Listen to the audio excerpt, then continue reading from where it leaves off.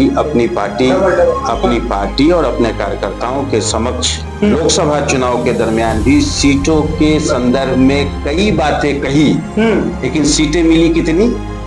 एक। दल अपने कार्यकर्ताओं की हौसला अफजाई के लिए इस तरह की बातें करता है, इससे ज्यादा इसमें कुछ नहीं। इस बात की भी है सर कि मांझी ने एनडीए की टेंशन बढ़ा दी है, इसको आप कैसे देखते हैं? देखिए, अभी विधानसभा चुनाव में कई महीनों का समय है, लेकिन आपको बता दें कि एनडीए में सीटों की डिमांड शुरू हो गई है। केंद्रीय मंत्री जीतन राम मांझी ने 40 सीटों की एक बार फिर से डिमांड कर दी है और कहा है कि अगर 20-25 सीट जीते तो हम सीएम का भी दावा करेंगे। इन्हीं सब मसलों को लेकर हम बात करेंगे और बात करने के लिए हमारे साथ जेडीयू के प्रदेश प्रवक्ता अरविंद निषाद मौजूद हैं। सर, क्या कहेंगे? सीटों की डिमांड शुरू हो गई है एनडीए में। देखिए, सीटों का जहां तक सवाल है तो एनडीए अनुशासित गठबंधन है और एनडीए में सभी दलों के सामूहिक निर्णय के आधार पर कोई भी फैसला होता है। कोई भी दल और उस दल के राष्ट्रीय अध्यक्ष अपने कार्यकर्ता के समक्ष और अपने कार्यकर्ता के मीटिंग में दल के नेताओं में हौसला अफजाई करने के लिए इस तरह की बातें लोग करते रहे हैं। जैसा कि आज आपने बताया कि आदरणीय जीतन राम मांझी जी ने अपने दल के मीटिंग में इस प्रकार की घोषणाएं की हैं। उसके पहले भी आदरणीय जीतन राम मांझी अपनी पार्टी और अपने कार्यकर्ताओं के समक्ष लोकसभा चुनाव के दरमियान भी सीटों के संदर्भ में कई बातें कही, लेकिन सीटें मिली कितनी? एक। तो इसीलिए मैं कह रहा हूं कि हमारा गठबंधन जीतन राम मांझी के कहने से कुछ नहीं होने वाला है, आप यही कह रहे हैं सर? मैं ऐसा नहीं कह रहा हूं। आप ही तो कह रहे हैं कि डिमांड बहुत किए थे लेकिन मिला था एक। कौन कह रहा है? ये मैं कह रहा हूं, लेकिन अगली लाइन आप अपने कह रहे हैं।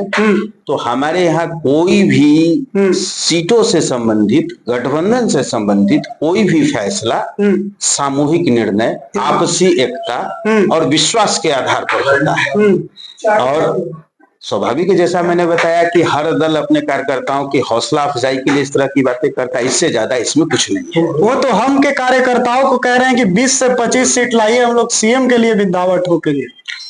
ठीक है, मैंने आपको एक लाइन में उत्तर दिया ना कि हर दल का नेता अपने कार्यकर्ताओं में उत्साह, जोश, उमंग, उत्साह भरने के लिए इस प्रकार की बातें, ऊर्जा भरने के लिए इस प्रकार की बातें लोग करते हैं। हर दल में लोग करते हैं।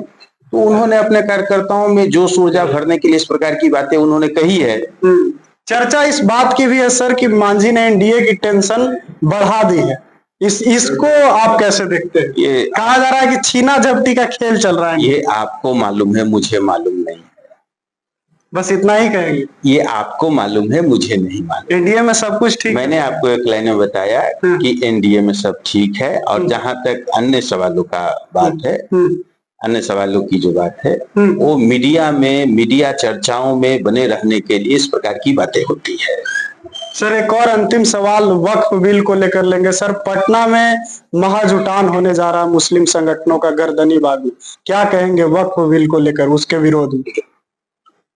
आज के समाचार पत्रों में खबर छपी है कि एक सप्ताह के दरमियान पार्लियामेंट में वक्फ से संबंधित बिल को भारत सरकार पेश करेगी। उस दरमियान हमारी पार्टी की तस्वीर साफ होगी। इफ्तार पार्टी का विरोध भी कर दिया गया आप लोगों की पार्टी के तरफ से, जो रखा गया था, और चिराग पासवान की पार्टी के तरफ से, उस पर क्या कहेंगे?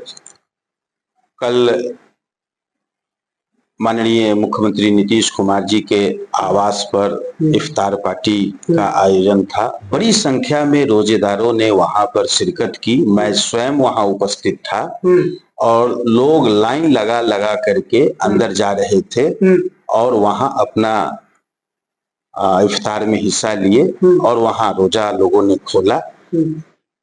इस तरह की कौन बहिष्कार किया, नहीं किया, मैं नहीं जानता हूं। मैं नहीं जानता हूं। आदरणीय मुख्यमंत्री नीतीश कुमार जी सबसे बड़े धर्मनिरपेक्षता के प्रतीक के रूप में पिछले 20 वर्षों से हैं। जितना काम इन्होंने अपने 20 वर्षों के शासनकाल में किया है, मैं समझता हूं कि आजादी के बाद से आज तक कोई भी बिहार का चीफ मिनिस्टर इतना काम नहीं किया है। और वहीं दूसरी ओर राष्ट्रीय जनता दल के लोग जिनके शासन में अनेकों दंगे हुए, उस दंगे में बड़ी संख्या में लोग मारे गए। सीतामढ़ी में मुख्यमंत्री लालू प्रसाद जी के रहते हुए दंगे हुए। भागलपुर कांग्रेस के राज में दंगा हुआ और वे दोनों आज गठबंधन के हिस्सा हैं।